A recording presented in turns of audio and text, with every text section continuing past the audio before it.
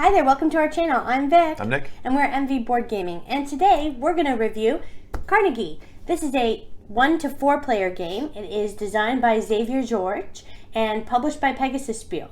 Nick is going to go through how you play and then we're going to give our review. Hey everyone, welcome to the table. We are set up here for a 2-player game of Carnegie. So Carnegie players are going to be recruiting employees and expanding their businesses. They're investing in real estate, producing goods, developing transport technology, and creating transport chains across the U.S. Perhaps they will even become illustrious benefactors who will contribute to the country's success and greatness through their deeds and generosity. So the game's going to be played over 20 rounds. I am just going to focus right now on setup, just some brief tidbits about setup here. We're on the main board.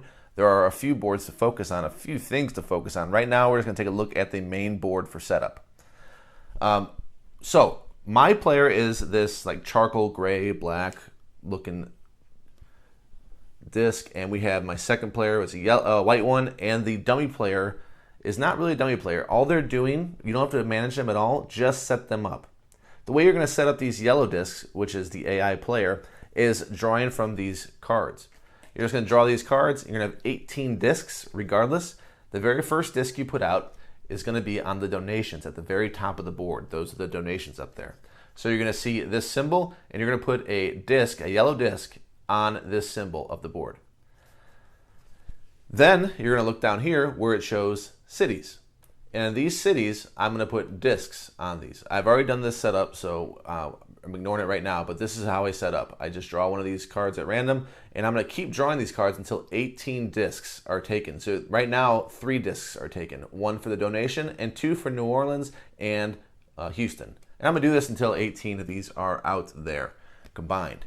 And that is the setup for this board. On top of that, you'll notice that I am at Atlanta, and my opponent is in Washington. Well, that was our choice. We have 1 disc that we can choose where it goes. Let's take a look at our player boards. All right, so here's a view of my player board. You're going to start with 15 of these workers. 5 of them will be put off to the side. We don't actually have those. 5 of them will be in your lobby. You'll be able to move them shortly. And then the other 5 are going to be standing up in each of these departments in the first spot at the left. You'll notice there's a pre-printed one in this HR one, so you're just going to put that one right next to it. So that's the setup for your player board. You have some sliders over here for projects. This was the spot where I took to put Atlanta out there.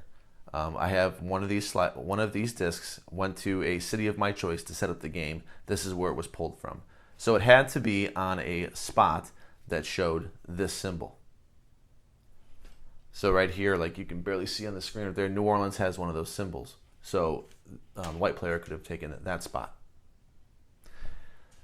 And Atlanta had one as well. So we do that. That's part of setup. And we're going to go ahead now and talk a little bit about departments. We picked 1 department on reserve to start the game. There are 16 in a 2-player game, more if you play with more players. 16, and we did this in reverse turn order where you can pick what department you want to reserve. We also did the reverse order of picking the city where we want to place that project out of. So we have this on reserve. We can perhaps build it later. And we're now going to look at some actions. While we're looking at actions over here, we should look at our player board briefly real quick because we have to move. We have up to 6 movement, and we have to move orthogonally. And we would probably use the ones that are in lobby because they're not doing anything in the lobby. So I have 6 moves. When I move, I keep them face down like this, like they're inactive. So that's 1. If I'm going to go here, that's 2, 3, 4. So right now I moved 1, 3, 4, 5, 6. So I've moved 6. That is all I can do. This person has to stay here.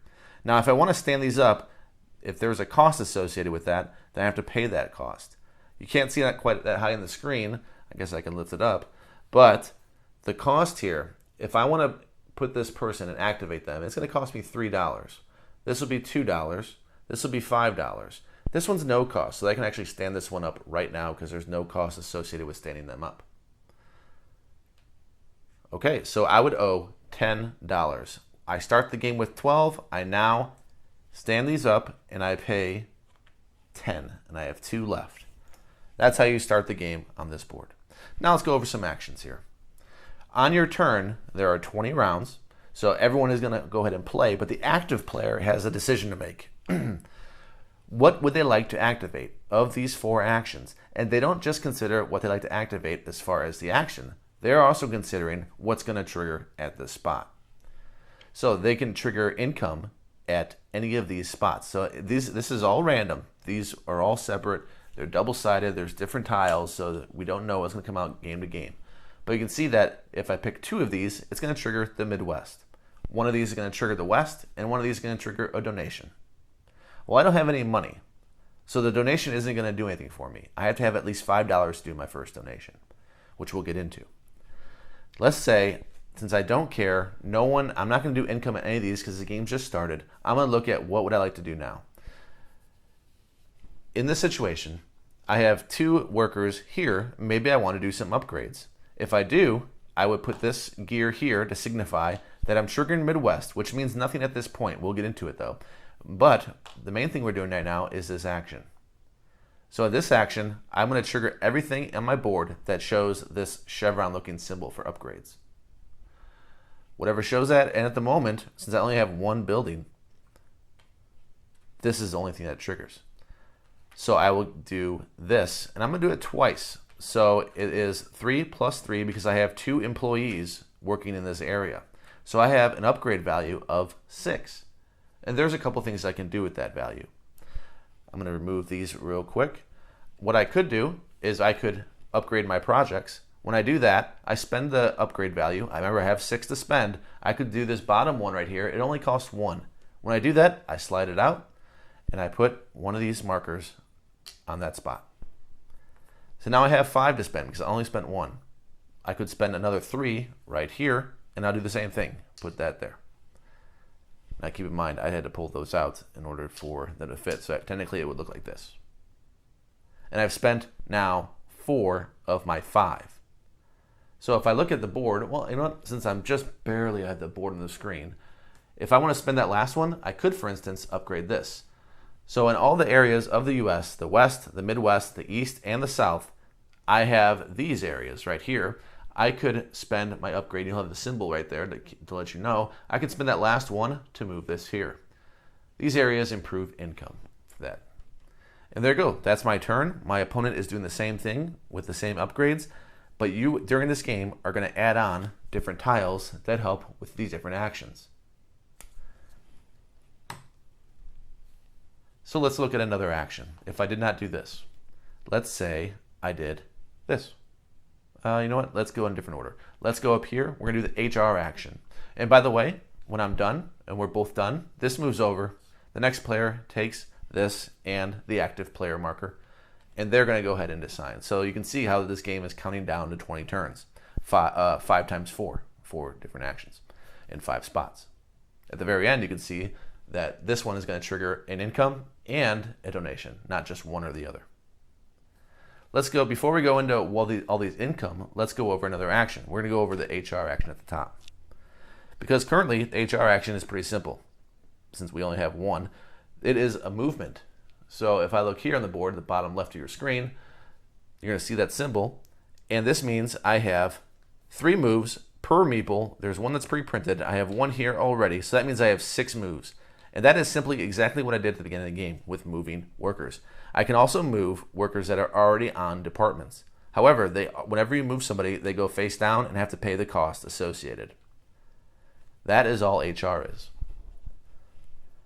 Here is where I can build departments. So you have to build that one that's on reserve. I have that still.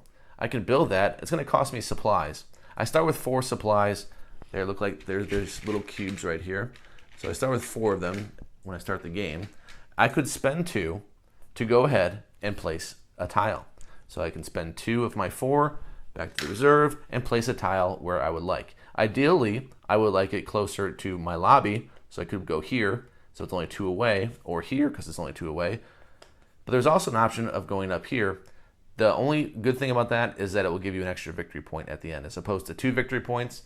You can see right there, 2 victory points, they can give me 3 up there. But I don't think I would do that. I would pay 2 cubes to put it there. My other option is to pay 1 cube. However, I would have had to have the forethought to have a person there and an empty spot. Then when I build upon it, I put that there. I only pay 1 cube instead of 2 because there was an employee already there. And that is all you do. So those are your options there. You also have this area. And you can do both of these actions, all of them, neither of them, you decide. So this one says that I can just simply take $3 or a cube and leave my worker there, or I can put my worker on the board for income later and take either 2 cubes or $6. I'm going to show you soon what all this is because it ties into the income that we haven't hit on yet. Last action, which is also going to involve perhaps income, is this action right here. We have one of those on our board. Again, you're going to see that you have to put a worker out on the board in order to do this. And you're going to spend cubes based on which project you're sending out to a city. These symbols correlate with symbols you'll see in the cities. So if I were going to build, since I pointed to Houston and it's on the actual, I don't have to adjust my screen because Houston's at the very bottom of the board. If I were going to build in Houston or put a project there, I would put this worker in the south where Houston is. So there's a spot at the very corner where I would go ahead and put that because it's in the south. And then I would decide which one I would like to put out there. If I use this one, it costs 2 cubes, which I have. But let's say I want to go the cheap route. Since these cost only 1 cube each right here, I'll put 1 in Houston. I have to put it, let's use this one because I have to match symbols. So there's this symbol in Houston. That person went to the south. That is a legal move. And now that I've uncovered this, during income, I will get this as long as I take a worker from the area. And I'll show you that in a second. This one here, I can do this again, and I can put that, let's see which one I want to back. Let's say I'll do New Orleans. So I'm going to, again, go to the south. This time, I'll spend 2 cubes instead of 1. I'll spend 2 cubes in order to place this on this symbol. And again, this shows an income. And that's what I do for that action. So why does this all matter? No matter what I picked, it's going to move over. And I'm going to look to try to trigger the south action. So let's say this was the game situation. And I triggered the south. I said, I'm doing this action. The first thing you do is what's on the board. In this case, a southern action for income. We're going to look to see if anyone has workers in the south. In this case, I have 2. I can choose to remove both of those or one of them. They would go back to my lobby on my player board. And I would get 2 times, in this case, $2. My income here is $2. So I'll hit $4 and my workers back into my lobby to be moved later with the HR action. That's the way income works. And also, remember, I have these projects which I upgraded, so I'd also get another $2 here because that's showing 2, and I would get another supply, another cube, because that is showing. So as you move these markers out, you increase what you get, and to a point where you can get victory points. But it does become more difficult to upgrade these as well. You can see that the upgrades on these cost more and more to do with higher rewards.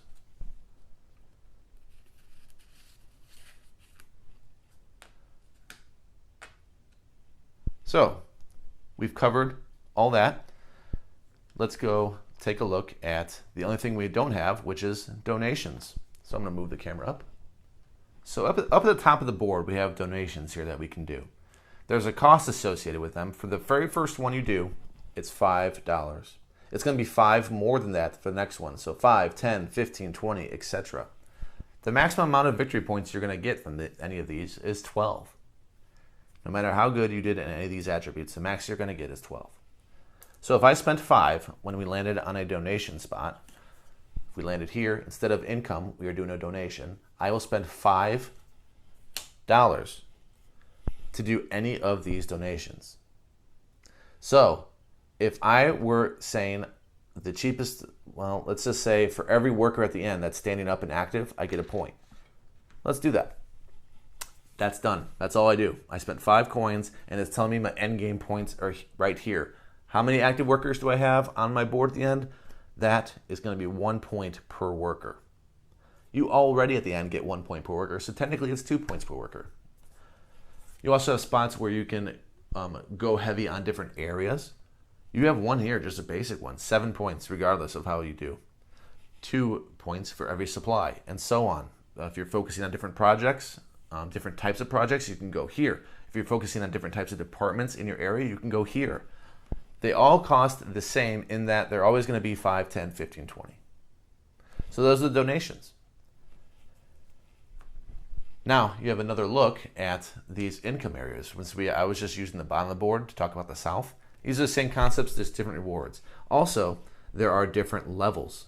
You can see that you get at this spot where the AI happened to take. If you're in a green level of the upgrade, if you decided to upgrade these instead of your projects, and I was way over here, not only would my income be something different in that it would be 2 of these supplies per worker I pull, I would also be in the green area. So for every one that's in a green area, I would get 3 points if I had this donation.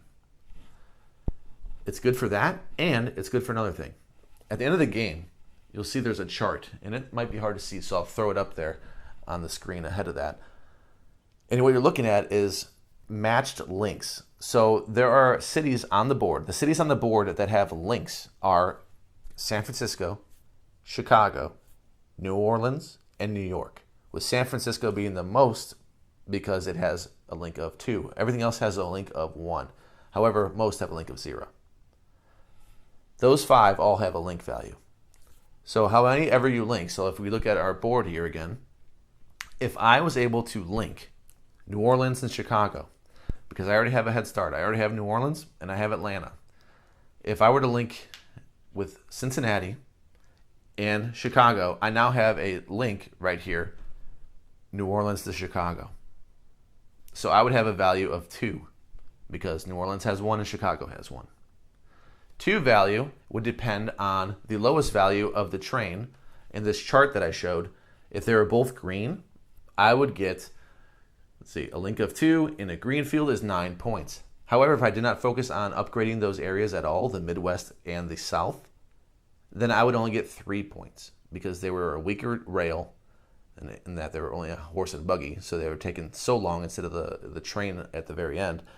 There were only 1 horsepower over there from New Orleans to Chicago. I would only get 3 points instead of 9. So it does help to upgrade your transportation. But other than that, you are looking at different buildings. So the ones I explained were the pre-printed ones. We can see there are a bunch of different buildings that come out. You arrange them all. There's numbers at the bottom left. You can arrange them 1 through 16, I believe. And you get to go ahead and acquire these when you do that action of acquiring these different spots. They're just different places for your workers to go and activate. You can see here the rail costs 1 less. As long as I have a worker here, this is just an example I'm going to show. As long as I have a worker here on this spot, rails will cost 1 less to upgrade over here. Pretty neat. And there's just totally different ones. And there's some that are similar to ones that you have that just, let you get to really exploit this action if you wanted to. So all different ones, they're all in the rule book. If you have any questions, this one I can do up to 3 times. I can get rid of these supply cubes and 3 coins to gain a victory point. And I can do this up to 3 times. It looks like I would lose 3 supplies if I want, up to 3. Doesn't have to be 3. To gain the $3 per supply. 1 supply for $3 in a VP. Pretty good deal, and especially if you can get a system where you can get something, where you can have another action that gives you supplies. So if we look, like here's another one that you spend supplies to get coins. So if you can find one that gives you, this will all be laid out, so let's see what would be a good one. What would give you supplies? Here you go. That would be a great match because now I can spend the money to get supplies. So you can really utilize that engine of spending money to get supplies, spending supplies to get money in VP, so forth. Different things you can focus on because there are 16 of these that you can pick from. There you go. I think that gives you a fair overview. There's more to the game. There's things that trigger off your income right away, like these ones right here. There's victory points just based on that at the end of game. Whenever you see it in the blue, it's victory points at the end of game. So you are just going to get a point for having New Orleans here. You can get 3 points. There's plenty of other things to talk about. You can even max out and get things instantly. So 3 supplies if you max out here in the West. A lot of things to talk about. We're going to go ahead and give you our thoughts on this game. We'll take it back up top. All right, and we are back. Thank you for the overview of how you play Carnegie. Welcome. We always like to start off with like first impressions or how you look, or how it looks when you see a game for the first time. So what were your thoughts when you opened the box and you looked at this? Well, my first pro is going to be production probably. When you first open the box, I like the player boards. They're recessed in a way that you can slide those projects inside, all 4 of those different projects. I love that. I thought that was really cool. I've seen games do that, but it was unique the way it did it. So production, and the board looks nice. Everything looks laid out really nicely. No real criticisms other than, I guess, the supplies are a little lame. Those cubes, there's no paint on them. There's just, like basic cubes, but I'm not complaining about it. Yeah. It's better than cardboard and chits. So you're saying you want me to paint them? No. No? Oh. It's okay. Yeah, I agree with you though about the component quality. The artwork of the game is fine. The graphic design is good. Yeah. The component quality, as if I didn't say it already, is good. That was my first point about it, and leading into also the symbology of the game. I do like a game that there's common symbols throughout it. I mean, there's not many games that are going to give you different symbols every time you play. That would be pretty wild.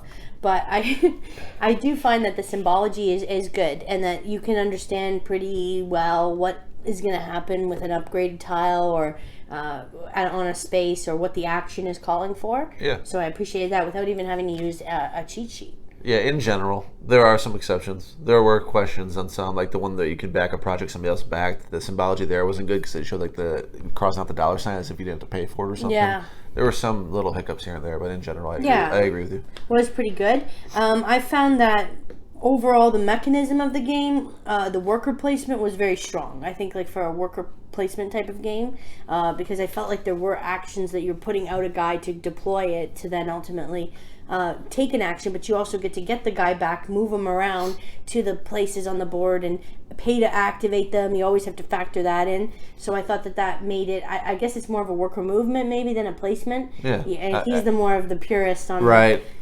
For me, I don't call it worker placement, but I can see maybe it being labeled maybe Board Game Geek because they're pretty liberal with how they label these different categories.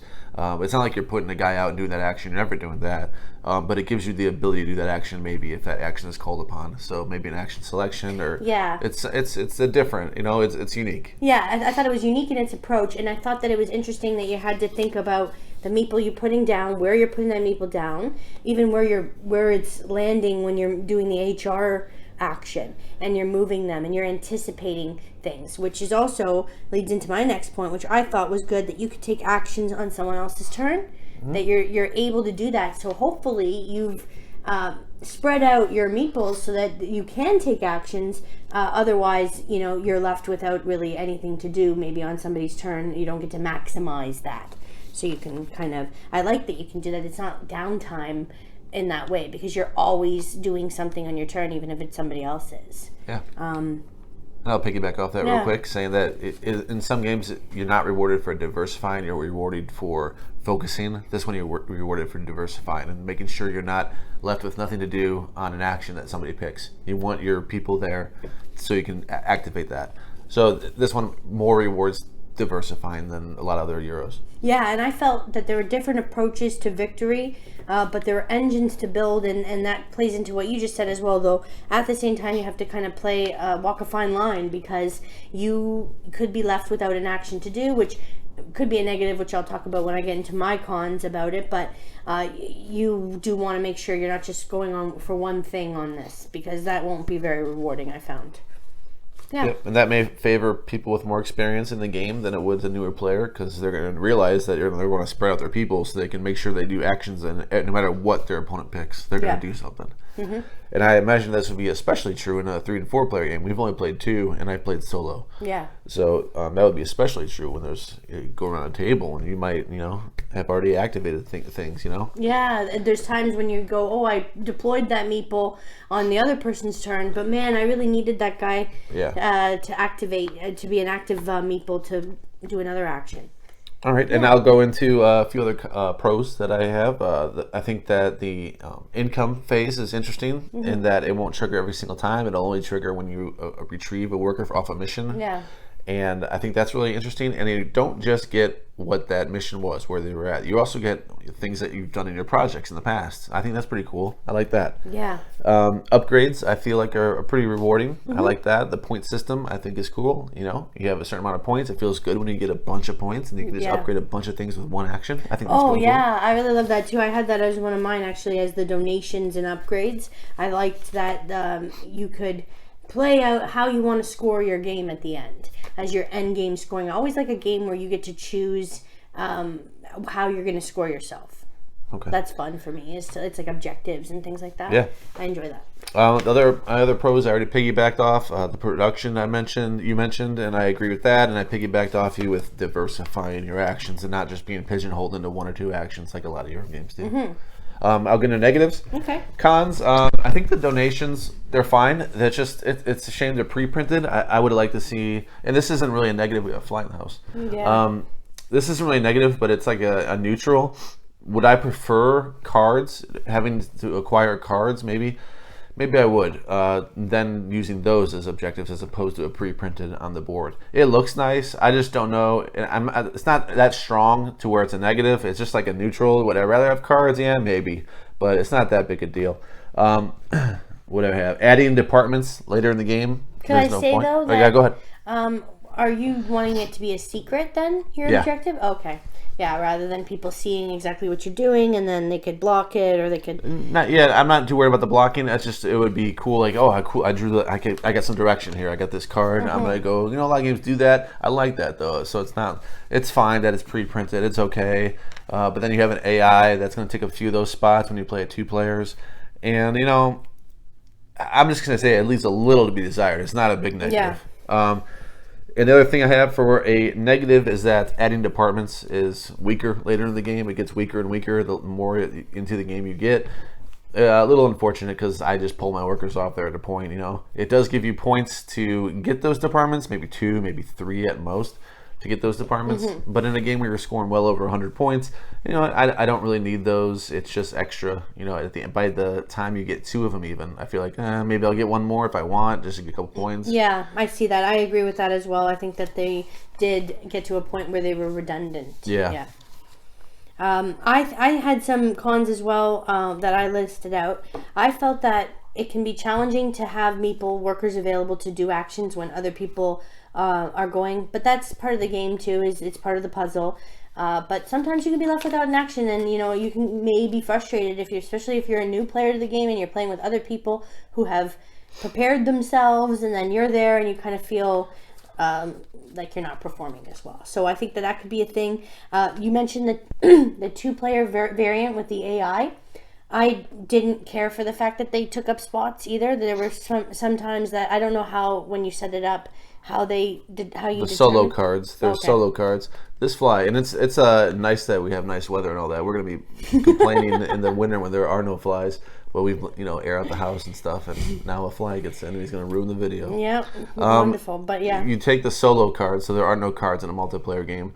You take the solo cards and you just deal one out, and it will say what donation they take, and it will say what cities they go on. Okay. Yeah, I just felt that there were times that, that was a perfect donation for me to make, and I can't because there they are. And you keep drawing until there's 18 chips out there. Yeah, and I felt that the turns may take a while if we had more than 2 players. I felt that maybe if we played 4, because of the fact that everybody's doing actions on everyone's turns, and I guess you can do them simultaneously, but you kind of want to watch what's going on, what's happening. Sure. Where cities are being deployed or upgrades are taken in. I don't really, you have to go in an order. You can't really do it simultaneously because the first player is going first. They're going to have the chance to do that action. Yeah, you can do some things simultaneously. Yeah, I don't know. I just felt like that's going to make it take a long time. So I like it at 2, even though there's the AI. I don't know how willing I would be to double that. But yeah. Okay. Well, I'll try it. Score? Okay, score time. My score for this game is an 8.5. Really enjoy it. I like it. I like the thought puzzle of it all. I like trying to get a better score next time. I had a pretty bad one, and then the next time I redeemed myself completely. Did you did this game grow on you then? Yeah. Okay. All right, I am pretty close to that. I'm 8-2 on this one. Maybe it grew on me just a little bit. Maybe it's like a 7-8 or so, and it grew on me a little bit more. I like it. I don't think it's amazing. It probably won't crack my top 100, but you never know. I like it quite a bit. Yeah. It's kind of in that verge where does it hit a top 100 type game? It's a good Euro. I don't think it hits that mark though. But I do like it. I'll play it. Happily play it. And yeah, I think it'll see some more table time. Well, thank you so much for joining us for this review. If you enjoyed it, please click the thumbs up, and subscribe to our channel for more great game reviews. We'll see you next time. Bye-bye. Bye.